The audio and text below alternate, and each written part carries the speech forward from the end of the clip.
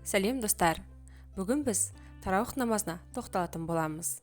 Мені жоғалтылмас үшін лайк басып, каналыма тіркеліп, жаңа видеоларымды көру үшін қоңырауша белгісін басып қойыңыз.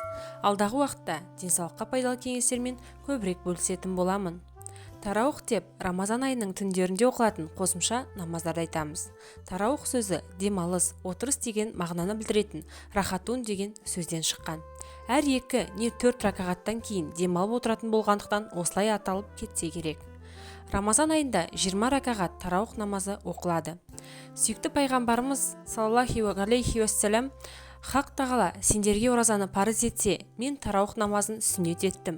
Шын иман және ықыласпен Рамазан оразасын ұстаған және тараух намазын оқыған адам күнәдан, анадан, жаңа туған нәрестедей пәк болып тазартады деген хадисі бар. Сондықтан ер және әйел кісінің 20 ракағат тараух намазын оқуы сүннет. Жалпы ғалымдар тараух намазының ракағат санына қатысты түрлі пікір айтқанымен, ғалымдардың басым көпшілігі тараух ракағаттың саны 20 деген көзқарасты ұстанған. Кез келген елді мекеннің тұрғындары тараух намазын өздеріндегі мешітте жамағат болып оқуы сүннет. Шариғатта кифая деп мұсылмандардың бір бөлігі орындаумен міндеттілігі басқалардың мойнынан түсетін амалды айтады. Мәселен, жаназа намазының үкімі парыз кифая.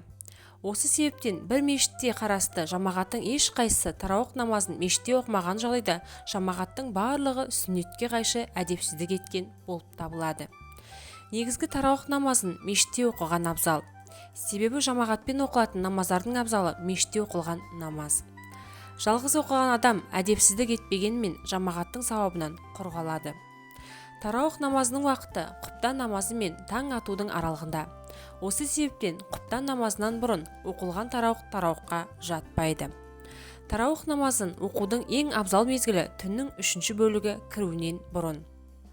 Сонымен қатар тараух намазын құптан намазы оқылғаннан кейін үтір уәжіп намазынан бұрын немесе кейін оқу шариғатқа қайшы емес.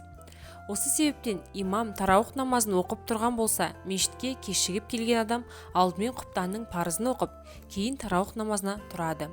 Бұл жағдайда құптан намазының сүннетін тараух намазының отырыстары арқасында оқыса болады. Оқымаса, соңынан үтірден бұрын оқып алады. Тараух намазын 2 немесе 4 ракағаттан оқыса болады. Әр 4 ракағатта сәлем бергеннен кейін демалу уақытында түрлі зікір, дұға етсе, уағыз айтса, тіпті үндемей отырса да болады. Себебі жаман сөз айтпай үндемей отырудың өзі ғибадат. Жалпы демалу барысында осы айтылған амалдардың қайсысымен шұғылдану жамағаттың ықтиярында.